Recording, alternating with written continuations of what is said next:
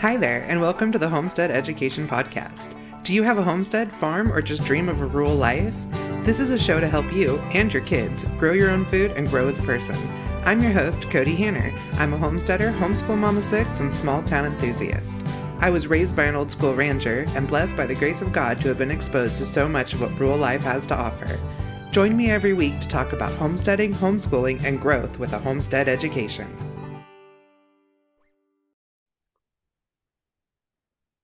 Hi, everyone. I'm so glad that you decided to join me today because I have a special guest on. Her name is Amy Ebat from SRT Services in Spokane. And I want to take just a second to explain to you why I decided to have her and her organization on today. Many of you know that I have a history in domestic violence and that I am a huge supporter of anybody who is helping women or anyone else that are in hard situations. And so really focusing on my love for rural communities and how much I support you guys in your homeschooling and homesteading endeavors. I also wanted to take a minute to make sure that everybody has a voice and feels safe. So recently, I met this program and Amy and her crew at a ag event, and I just felt like it was a perfect combination to bring her on and have a talk to just bring some light to some things that happen behind closed doors. So, welcome, Amy. Thank you. Happy to be here. Yeah, absolutely. So, tell everyone a little bit about yourself. It can be about your program and about you. Well, okay. I'll do the nuts and bolts real quick of Okay. who I am. I'm married. I have four kids ranging from 5 to 15. Um, I got introduced with SRT Services, which just stands for Sexually Related Trauma Services, when I actually went through a group myself. And that was now probably like close to 7 years ago. But I knew after I went through one that this was where I was supposed to be, was either volunteering or whatever that looked like, whatever capacity that was. So I became a volunteer, and then a year or so later, I got offered a position at the nonprofit. And so we're local here in Spokane, but we're also nationwide, which was actually really neat to work through because I don't know, COVID kind of sent us in a weird spin that way. Yeah, It's really made it so that SRT is available everywhere, which has been really cool. Being part of that process has been that's awesome. wonderful. But yeah, I really value you taking the time to talk about this because it is a hard topic, and not everybody's willing to tackle it or talk about it. And I think those of us that are there, that we need to do our job and do our diligence to share, I think, our stories and how we've healed from the trauma. Because I think it's pretty important that people see that you can heal through something so traumatic. But yeah, so that's me. That's awesome. So, I mean, not awesome, but awesome what you guys are doing. And like you said, I think it's really important to continuing to share our stories because there's always a new generation. There's always someone new. There's always somebody who went from a healthy relationship to an unhealthy one, and like frogs in water may have not noticed. Yeah. Oh, yeah. Or frogs in boiling water, which, if you guys don't know what that means, it's if you put a frog in boiling water, they jump right out. Meaning, if you start in a abusive situation, you're going to get right back out of it. But if you start in cold water and it gradually gets warmer, you don't realize you're boiling until it's done. Mm, yeah. And hearing other people's stories can maybe bring light to situations that aren't as safe as you thought they were. Yeah. Yeah. Absolutely. I think one of the really cool things, so as we dive more into what SRT is, though, one of the things I do want to let you know, everyone who works at SRT has a story of one of the traumas that we provide groups for. So I think it actually adds to I don't want to say the credibility, but in a way Yeah. credibility, because like we've all walked through very hard things and we've all processed and been healing and continue to do the process because it's Yeah. Healing is not overnight. and I think that's actually really cool because when we do, like, I'm able to talk to you about my story pretty honestly and real without having the triggers and having all the different symptoms because I've been processing through it. And I think that's one of the beauty of sharing your story. I'm not saying that just telling it over and over and over again is going to create all the healing, but definitely helps to It tell it. also helps you like reorganize it in your brain Right. Right. and like work through some of the things out loud too. Yeah. Especially there's also people who have to have their abusers in their lives Mm, even after they say I'm done and I want to heal and I want to be safe.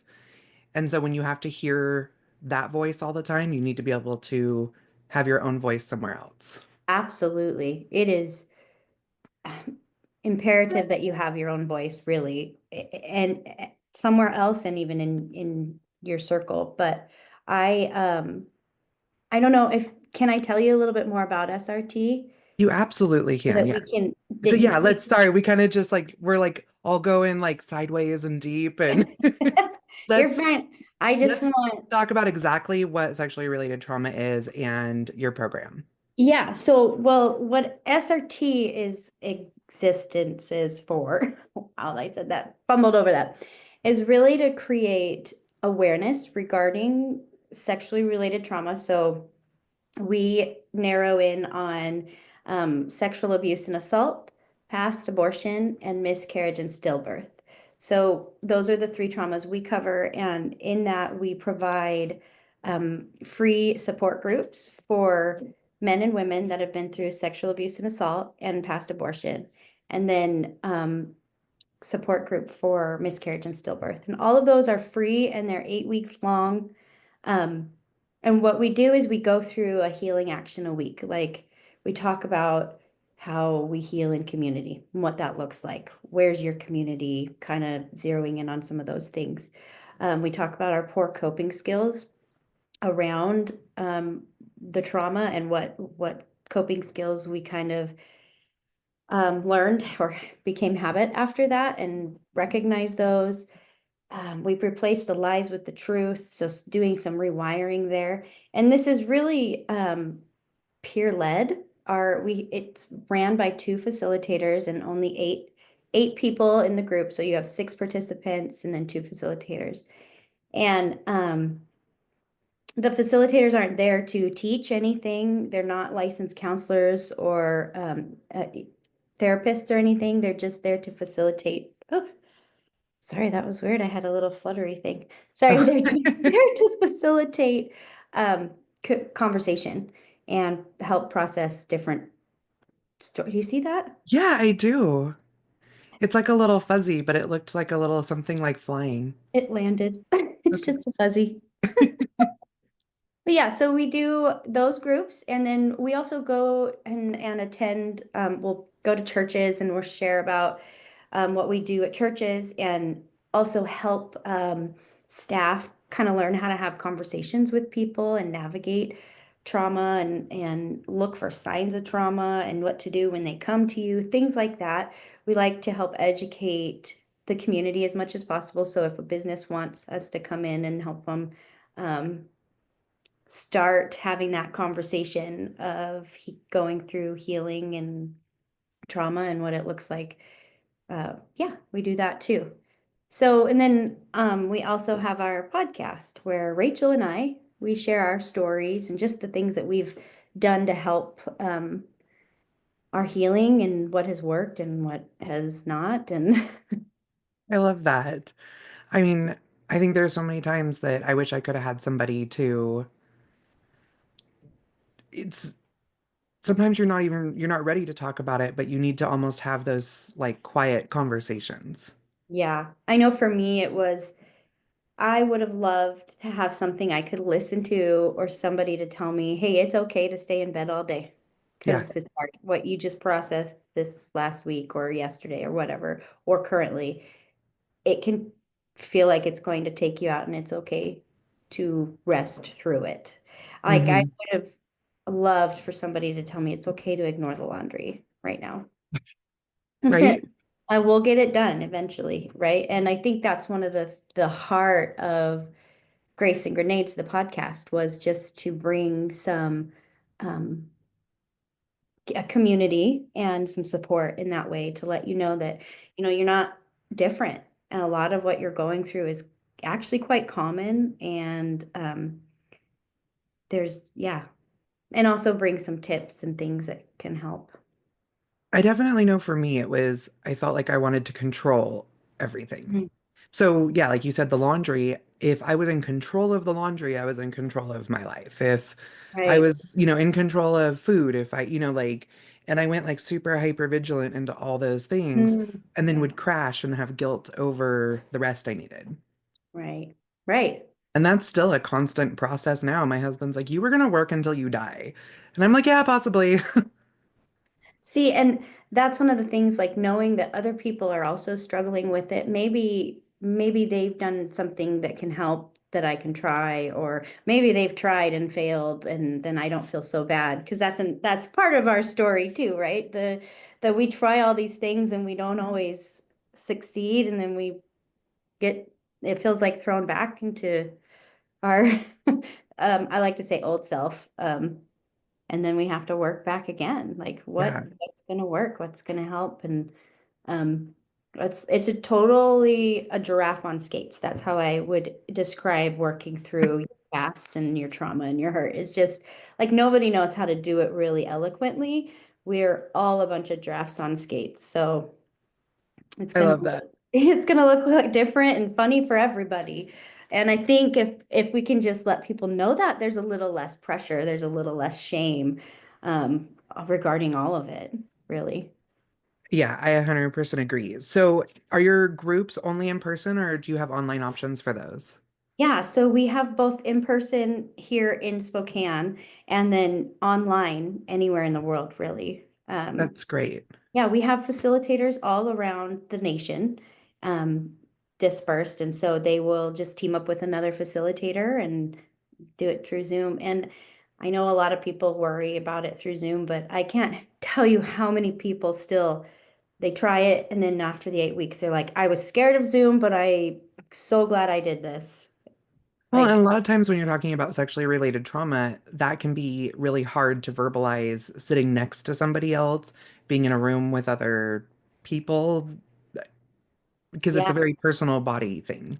Yeah, and I think I've had people, go through the group in their garage or in their car in a safe environment they feel Mhm. like is safe to them, or in their sweats and their jammies, right? I had one girl in her jammies every time, and every time I'm like, man, I wish I was in my jammies. It's Right. so cozy. Well, Uh, I mean, I'll be honest, I have had pneumonia for the last 2 weeks, so I'm kind of in my jammies right now because I was like, I'm not putting on pants until I have to fly tomorrow. yeah, well, I don't even put on real pants to fly, so that's an So, achievement right there. yeah.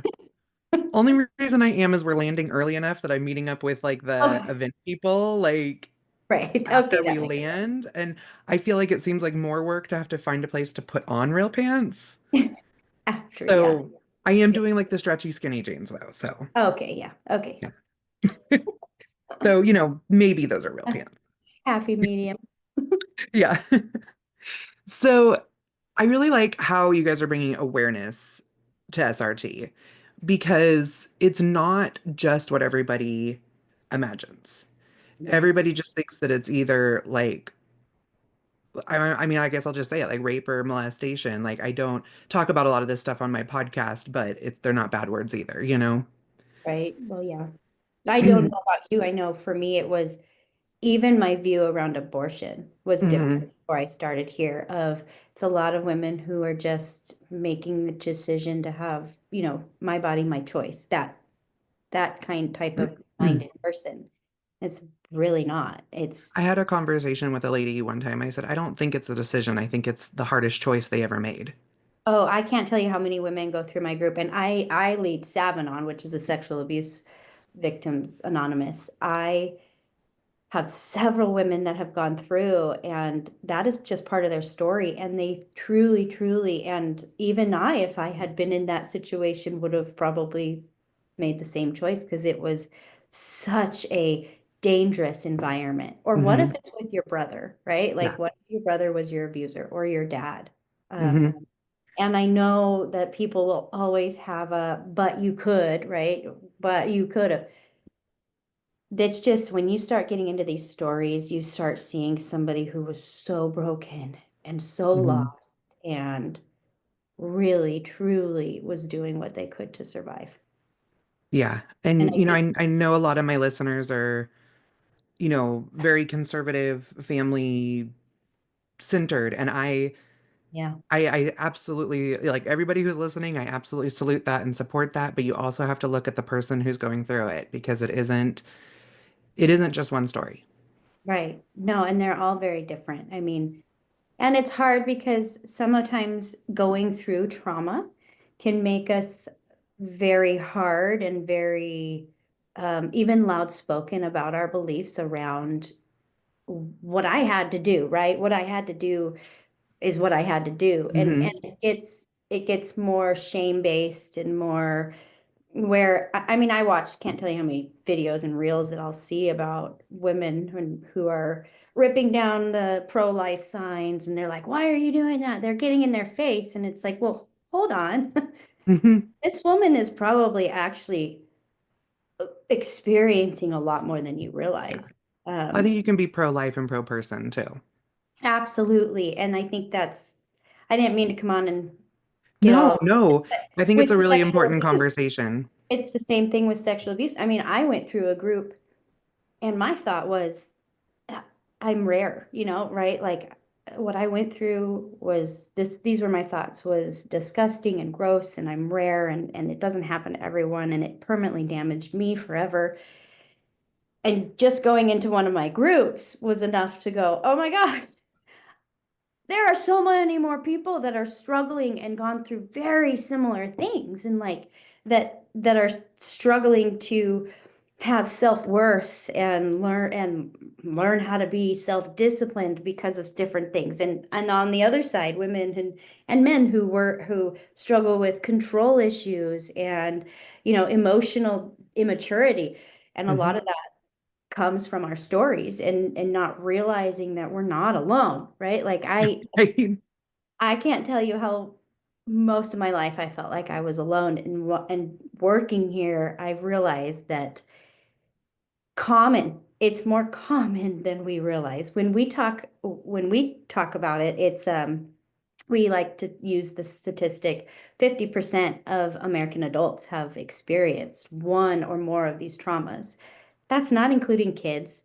That's not including the people that don't tell honestly, right? Like Hmm. how many men probably have the stories that they're not going to be honest with because that's pretty devastating to a man. It I mean, is, and there's probably a lot of men who don't feel like they have that, like there's the embarrassment of a sexually related trauma when they're like in an abuse situation, but then there's also if they have like a spouse that has an abortion that they weren't on board with, that can be very traumatizing for them too. oh yeah, have to work through that. That's all of it. It all comes with so much. And I know as I married and my trauma had already happened. And so having to go into a marriage, gosh, I thought I was just a broken mess that just could not get my act together. Yeah. I went like the pendulum the other way where I was just a mess. I was chaotic. And I mean, talk about ADHD. I still really struggle with it. Bless his heart. He puts up with a lot, but I could not get the world around me controlled. So I went into just self-medicating my world. And in my later years, I gave my life to Christ. Not later, I mean, later teen years. Hmm. Late. Um, and then really quickly got married, but never worked through the trauma of what happened prior to that. And it brought a lot of dysfunction in my marriage. Oh, I'm sure because I deal with it myself in my marriage on a regular basis. That there's things that both of us realized we didn't work through, Right. and that we weren't modeled healthy marriages in our youth because of the culture that we were raised in. Right. Oh yeah. The culture of don't tell anybody Yeah, and we don't tell anybody, keep it in the and family. the men, like, or I guess I don't even say the men, in the like 80s, like cheating was like the in thing to do. Mm, Like it was like a thing on TV and in music and all that type of stuff. And like we look back on it now, and of course, neither of us in our marriage have had any issues like that. But we look back on what we has happened that we saw in our parents' marriages and what happened in our early relationships and stuff. And we're like, we don't know how to be in a healthy marriage. right. So let's just get really comfortable that if with the fact that if it doesn't feel healthy in the moment, we need to say like time out. Mm, that's so cool.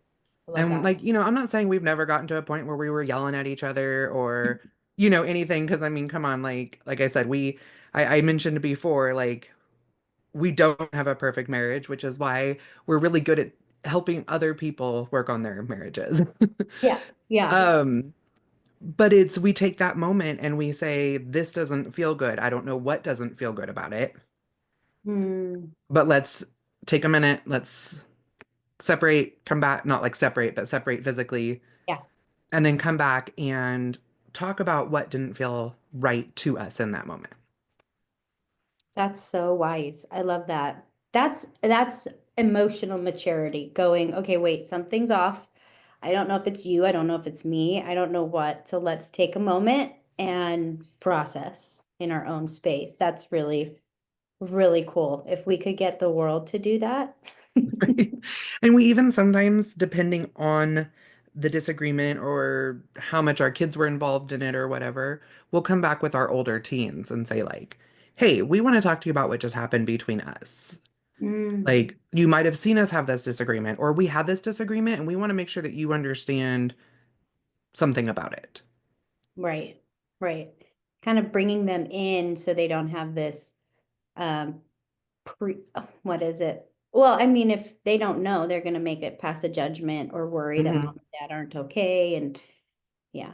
I mean, our teenage daughter had a friend up, and we were processing a bunch of meat. We were making sausage and stuff. Her friend always comes up when we do like meat processing days, and we're all in the kitchen and we're running meat grinders and doing our thing. And I don't even remember what happened now at this point, but I said something to my husband. He misunderstood me. He like super snapped at me in front of the girls. It threw me off. I started crying because I was like embarrassed and like frustrated at the moment. And he looked at me and just turned and left the room. And I was like, I know why he left the room. But this 15-year-old girl who was visiting our home and really like is connected to my husband because she doesn't have a dad doesn't know what that meant. Mm. So I sat there and chatted with the girls for a little bit and said, like, do you know why Ron left just now? And I explained to them and I said, we have our moments, but at the end of the day, he's the guy who goes and buys my tampons. Because he is so connected and like comfortable in our relationship in that way that like that's what I always kind of bring full circle for the girls is that he doesn't ever make me feel uncomfortable or bad about anything in our life. Mm. So at the end of the day, he's the guy who buys my tampons. That's And great. then I went into the bedroom and him and I chatted it out and he came out and he was like, "Hey girls, I just want to like, tell you I'm sorry for raising my voice in front of you." And then we just went about our day and everything was fine. Yeah. But it was like I really liked that he saw and he even said in it like, "I know our daughter knows our relationship, but I don't want her friend to feel Right. like that is appropriate way to have a man talk to her." Mm. Well, that's good. So, So wise. it's I'm lucky in that way, but Yeah. at the same time I still want to like sell him once a week. So. He took a lot of training though. That's awesome. We went through our hard times for sure. He Oh was yeah. Yeah. He was diagnosed with end-stage liver disease 7 years ago and told he had a year to live. Oh my gosh. Yeah. And that's how our story has begun is we um started our natural food journey and stuff, and 6 years into it, he was given a clean bill of health, fully healed liver, like we don't know what you did. Yeah, I did not know that story. That's amazing. thanks. But like that's actually what we're going to speak about this week. It's a talk we do called Good Food and Stubborn Wives. Hey, I love that. Right. So there was definitely a whole range of emotions that we went through over those 6 years trying to, heal him, that is, what do they call it? Premeditated is not the word, but like pre-grief. Mhm. Like you're grieving losing him before he's even gone. Right. Yeah. Yeah, and like we're going through all of this stuff and then all of a sudden we're on the other end and we're like, okay, you're healed, now what? Made Like, it through this. We didn't know we were going to have anything after. yeah. So we definitely had to like sift through our brains on that. But one of the reasons I was really excited to have you on is that myself and probably 75% of my listeners are rural families. Hmm. And we're homeschool, homestead families, which means we're home with our children a lot. We're not, whether that's homeschooling them or working on the farm, we're not like our kids aren't going to public schools. We're a lot of times not participating in like group sports and stuff where we are not only rural isolated, we took that next step in our like rural isolated. And I think that that makes it where sexually related trauma, whether it is by an abuser or something like miscarriage, doesn't get talked about in the same way Yeah. and it isn't as obvious to outside people, and it isn't even in these big Christian homeschool families and somebody has a miscarriage, and I've heard it so many times where they're like, like, we support you and your baby in heaven, but then they just kind of like, it's just part of all of it. And it's like, yes, it is a part of life. It happens to everyone. But when you're alone with your 7 children and people are like, well, at least you have 7 others, and you're sitting there grieving that one that you wanted. And I just think there's so much that's not said. So I just want to like, what's things for some options for these rural families, or what are maybe some things people should look for in supporting their friends and family? Well, I think when we were creating first, yeah, everything you just mentioned makes it even more isolating, right? Being in the rural areas. Um, and I think isolation is one of the biggest deteriorators to healing, actually. Um, it's And you so easy can't, to do, and it's what we want to do, right? We want to run away, we want to hide, we don't want to share it all with everybody. And and for me, it was I don't want to be the problem, or I don't want to be the what well, everybody. everybody knows what you're doing in a small town, but then they don't know what you're doing. Right, So, I mean, like, right. kind of sorry to kind of like come back, but it's like I know when I had my domestic violence situation, we lived in a very small town where my family was sixth generation. I had Mm, nowhere to go. I had nowhere to hide. yeah. Even though it was a, tiny rural town where there was a million places to hide, somebody would know where I was. Somebody would leak that information. And even if I wanted to go like stay at the women's shelter, it was a tiny, old, nasty apartment complex in the worst part of town. And we were Mm, a prominent family. yeah. What do I do? You know, Yeah. You leave. I don't know. That's I hard. did. I did. Yeah. I left town. I'm But from a small town too, where everyone knows everyone. And but you can't leave sometimes right in the moment. no, Yeah, you, you have to have money, you have to have a plan, and sometimes that's not always possible. especially if it, like in my case, it was an abuser situation. Like Yeah. we were married and he was the main income. What did I do? Yeah. Yeah.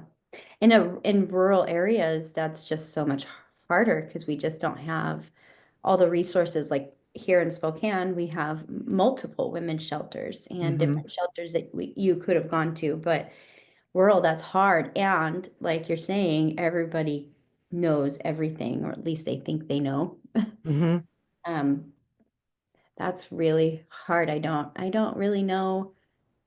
I think for that situation, like every situation is going to be a little different, right? And have its own um, hurdles, to say the least. And that is one definitely for you, is being in that rural town and not being able to escape.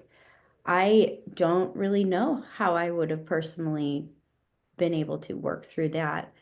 I know for when we talk about miscarriages, my just to pivot here a little bit, Yeah. I think miscarriage is something that we under talk about. Hmm. Um, I have never experienced a miscarriage, but I know quite a few women that have, and it just feels like it's a shameful topic. And Um, it shouldn't be. and it absolutely shouldn't be. And I think one of the things about why the reason we created Misanon was because we wanted to take away the shame and we wanted to create a space where women felt the love and felt the encouragement, if you can be encouraged through something, and also experienced it with other women that have gone through it, right? That aren't Mhm. going, oh, at least you have 7 babies. No, they're like, we want to punch that person that said that to you because Yeah. that's not appropriate. Surprisingly enough, y'all, that's not appropriate. And it's Right. very hurtful. Um, you know, And I haven't had a miscarriage myself, but when my husband and I had a very rough last pregnancy where medically we couldn't have any, we opted to not have any more children. So my husband had a vasectomy and I was devastated over that, like yeah. cried. And people were like, well, you have all these. No, that doesn't, we weren't ready to be done. That choice was taken from us. Yeah, right. I have a good friend that had twins and one of them passed and one of them lived, right? And then everybody's like, Ooh. well, you still have one. And it's like that's never okay to say. And I think that's one of the things too that we love to do and talk about is there are some do's and don'ts with certain things. And when it comes to miscarriage, I think the best thing to do for people is to recognize that it's a trauma. It's an Hmm. extreme trauma and it is devastating to people. I mean, It's a physical and a mental loss. Like, I don't think they think of it that way. Like, some people absolutely. only see it as like, is your body healed? And some people only think of it as like, is your brain healed? But I it's, think I didn't realize like the dates, right? Like after you had a due date that you didn't make, then that due date is really hard. And then the birthday every year that that baby would have been born on. I mean, it's just you're constantly reminded of this. It's not like something that you heal from and move on. This is yeah. always going to be something that comes up and reminds you of a loss that was pretty significant, oh, very significant. Yeah. And even having other children, then that child makes their first birth date, and then you feel the guilt Right. that, yeah. Right. Or going to friends' baby Hmm. showers, right? After you've lost them. These are really hard things to do and really hard things. I think it would have been really hard to just go back to church after Hmm. having a miscarriage and feeling like it was my fault. I've also never been through it, but I could imagine that you feel like it's partly your fault, right? Because it's our bodies. It's Hmm. where it's being created. I can't imagine that it wouldn't be intertwined some way into Yeah. Like, did I feeling do like, something wrong? Should I have not yeah. tried to get pregnant? Like, Or yeah. some women, in the case of what our group, some women have had abortions and they feel like maybe that's why I'm not able to have kids now. And it's like just go talking through some of that stuff. Um, it's significant. And for women that are rural and don't feel like they have support, I think that's one of the beautiful things about SRT is we can be in your living room with you, or we can be in your she shed in the back. Whatever, wherever's safe for you, we can come to you in a sense, and your community can be right there with women who have gone through very similar. Our past programs director has had quite a few miscarriages, and she helped write the curriculum. And I mean, she's amazing. Her name's Elizabeth. You didn't get to meet her at the Mm. show, but it's just, she gets it. And I think the way that we train the facilitators too, you got to remember they all have a story in it. Yeah. So for Misanon, you have to have a Misanon or stillbirth story. And for Savanon, you have to have a Savanon story, and Abaddon, same thing, an abortion story to lead it. Um, so you're stepping into a world where you are not alone, and actually you're the minority in this room. And so I don't know, I think that if we can start taking the shame away, something so horrific that's not our fault, um, and start talking more about it, in a healthy way that's not, I think those comments of at least you have babies in heaven, those are just so insensitive, right? Because those Mm. aren't, unfortunately, that's not the way we're thinking about it. Or at least you have seven here on earth. It's like, yes, but I was so excited for this one. Hmm. I- just like all the rest of them.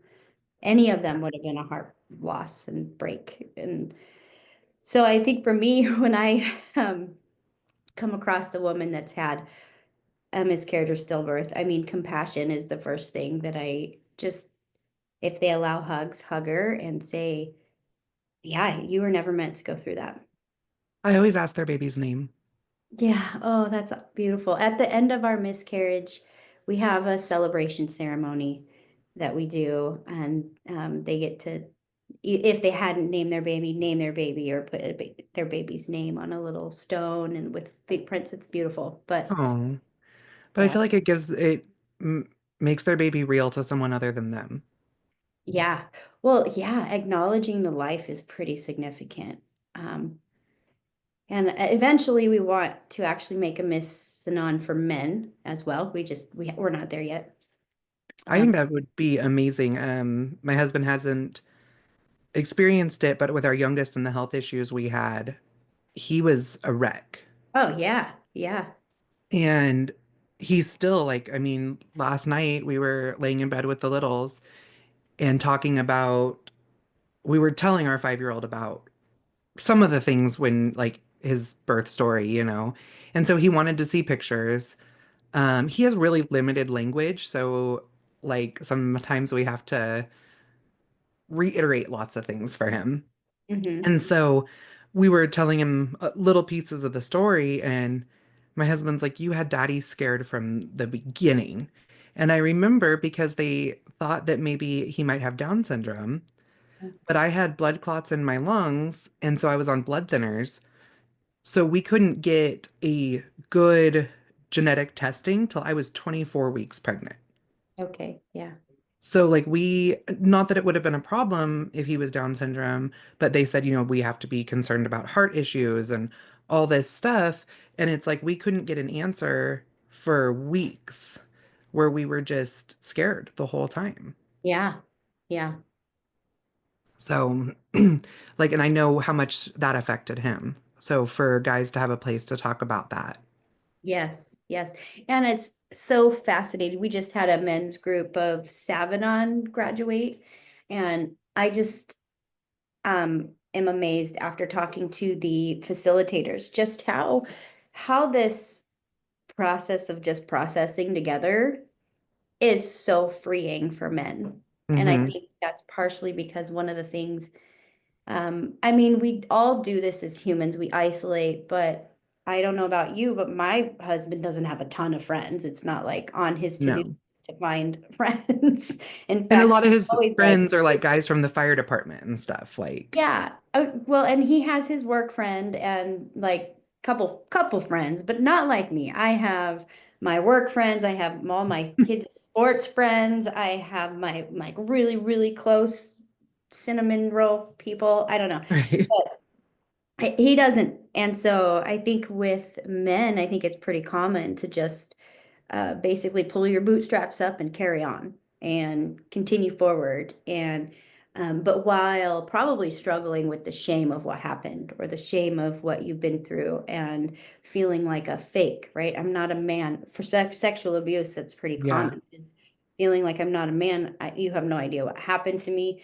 Um, so a lot of the identity stuff come up, and it's just so amazing to hear other men. I'm obviously not in the room, but as they were talking about it, other men encourage other men and how healing it was. It's like, wow, creating a community, it's pretty important. And that's one of the things that we do here at SRT is we help create a community to heal in and continue to heal in. And that's kind of cool. Right now, we're in the process of um, putting together our continued healing groups. They're going to be called our regroups. And so after the 8 week program, you can go into a regroup where you can attend like weekly, kind of similar to AA, how you can go or not go Like or once you graduate from your program, then you can come as needed.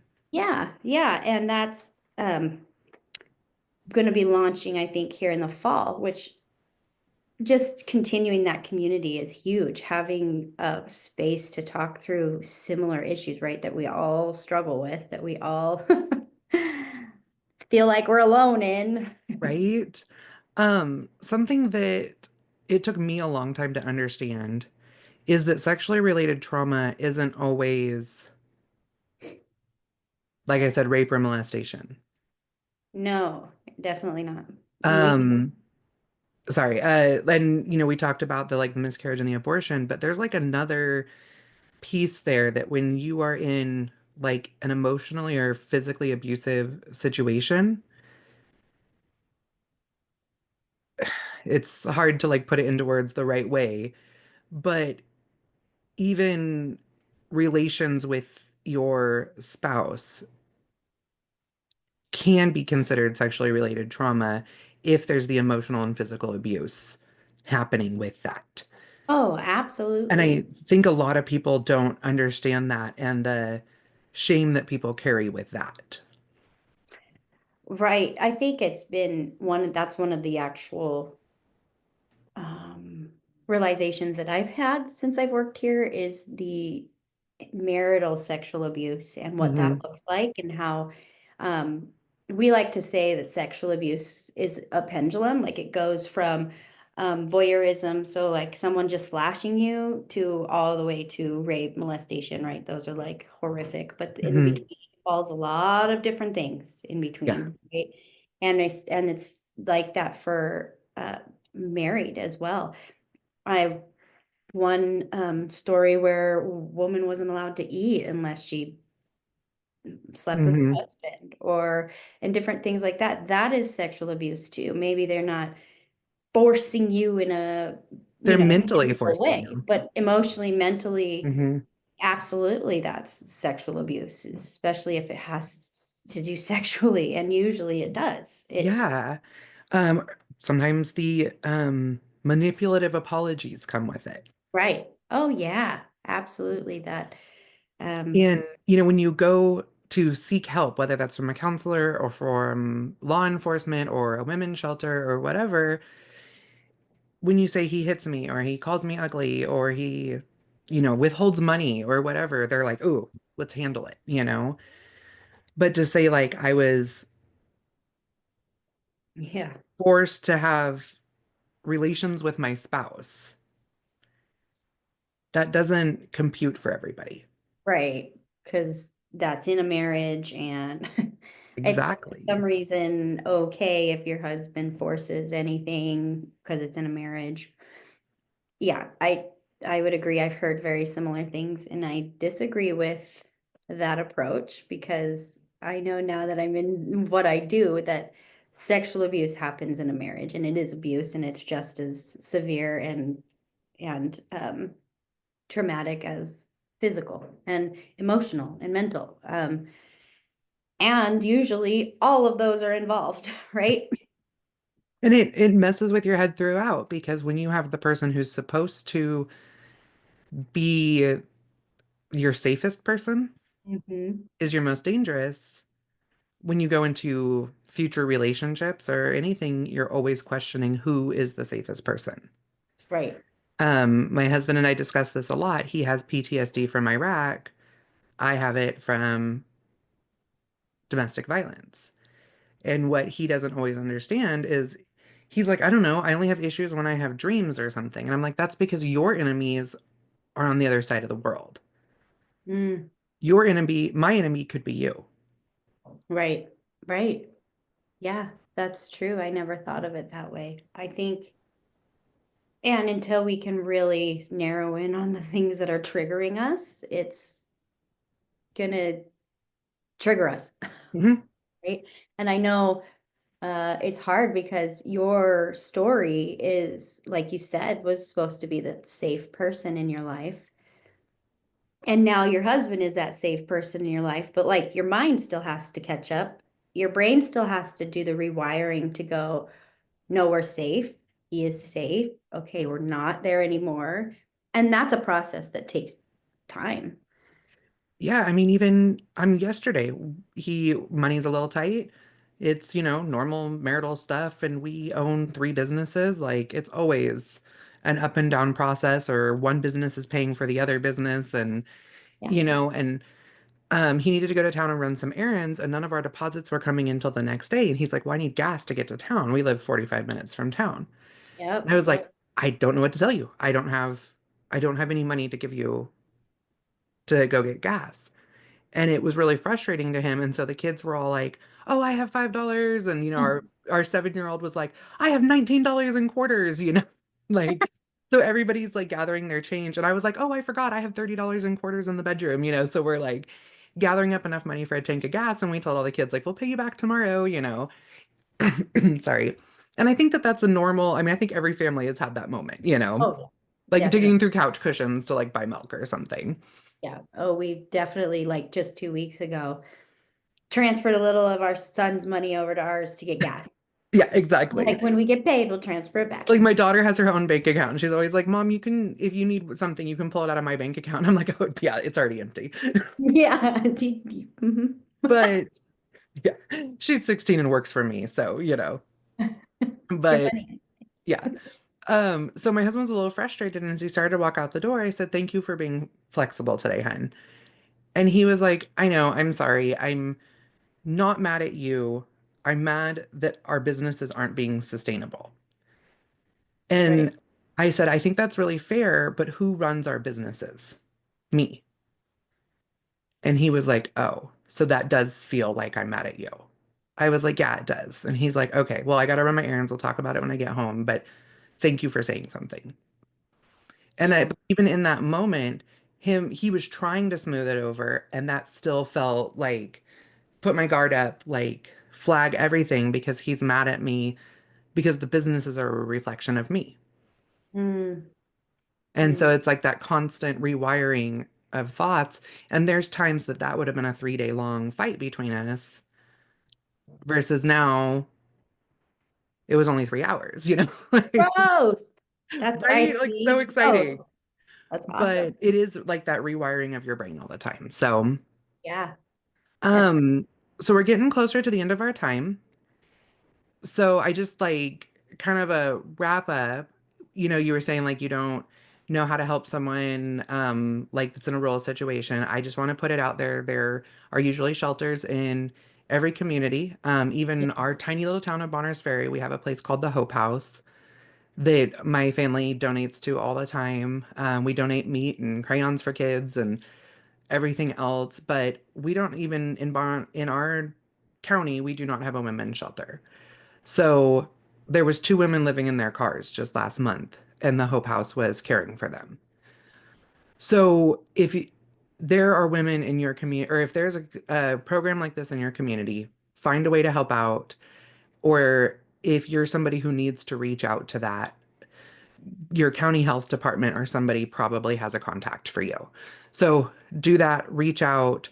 Um, Even if you just need counseled through it, but there's also people there that'll help you get restraining orders, help you get moved out, help you file whatever paperwork you need to file. So know that that is an option for everybody, and that there's people like Amy and I out there that are, Amy does counseling, but I'm there to help you find whatever you need. If there's, I help programs where I can. But there, when I say people like Amy and I, we have short stories to share and we are ready to help. So, Amy, do you want to tell everybody where they can find you guys? Yeah, it's pretty simple. You can just go to srtservices.org and you can read all about us. And then there's up at the top, there's a programs or resource. Thing like that. There's a tab that drops down and it will say Savanon, Misanon, Abanon, or I think it's sexual abuse recovery, miscarriage and stillbirth recovery, something like that. Click on the one that you're looking for, and then at the bottom of that page is an intake form that you just fill out and send it in, and then our intake gal will get back to you, or gentleman, depending. Um, they're amazing, and they basically sit and help you find a time that you can join a group or put you on a list if you can't find a time right now, put you on a list to circle back with you and get you in a group. They never just drop you. So That's um, wonderful. even just getting on a list, if you're like, I think this might be something I want to do, I want to know more about it. Our intake gal is amazing. She's just, I feel like she's an angel on earth, but um, just the things that she hears and still powers through, she's just awesome. So That's wonderful that once you reach out, you have somebody that's like in your corner immediately. immediately. And then as soon as we know if you're going to get into a group and when, she connects you with your facilitators. So you go from her to them. So you're never, just wondering what's happening. I mean, I can't say we're perfect. So balls get dropped, but yeah, I think the process of getting in is pretty amazing too. By the time they get into a group, a lot of the times they're like, that lady was amazing, and they know her by name, and they're like, should I call her? Well, no, you're with me now. I'm the facilitator. Oh, And so it's really cool. She's that's our, and then even our gentleman that does it too, he's pretty amazing as well. So just, I think if I can ease the fear of at least getting on a list, at least starting the process, start there. And I will say our groups are a really good entry into processing your story.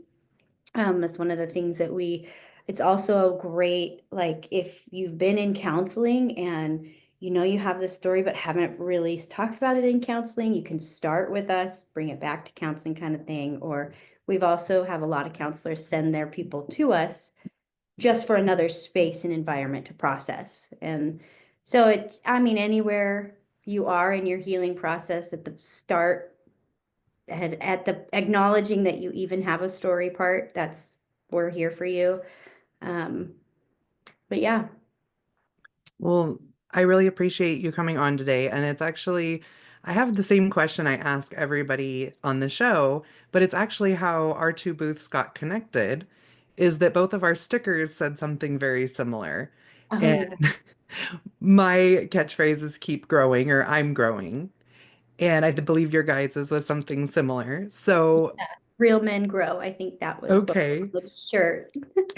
So, would you just like to tell everyone what keep growing means to you?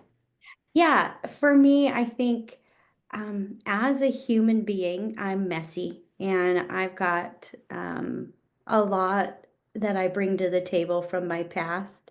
And I think for me, keep growing means I need to continue to process that to know exactly who I am so I can grow into who I was created to be and do the things God created me to be, and things he created me to do. And for me right now, one of those things is to have a voice in this arena. And didn't come by staying home and not reaching out. It came by getting it myself to a group like this. And um, so I think for me, keep growing just means continue to push forward, continue to one step at a time. It's not, obviously, it's that quote, right? Not perfection, it's the progress, or um, the steps that we take to move forward. So I think for me, it's just it's just a part of my life. Keep growing, keep working on myself, keep helping my kids grow. If I can figure out who I am and what made me do what I do, and I can help my kids do the same. And I think so keep growing is just for me always working on myself so that I can help others work on themselves. I love that. Thank you so much for coming on today, Amy. And I'm going to link everything in the show notes. And I was just thinking about it. I'll try to find like a national hotline for abuse and put that in the show notes as well. Yeah, we have that on our website Oh, too. We have perfect. resources like that on our website for abuse and sexual abuse and different like 911, not 911, but Yeah. there we go. Yeah. All right. Well, thank you so much. And I wish the best of luck to you. Thank you. Thank you. Thank you for joining me today at the Homestead Education, and I hope that I have given you something to think about this week. To help others find me, please comment and leave a review on your favorite podcast player. You can also follow me on Facebook at the Homestead Education and Instagram at Homestead_education. Do you have questions that you would like answered or just want to say hi? Please email me at hello@thehomesteadeducation.com. Until next time, keep growing!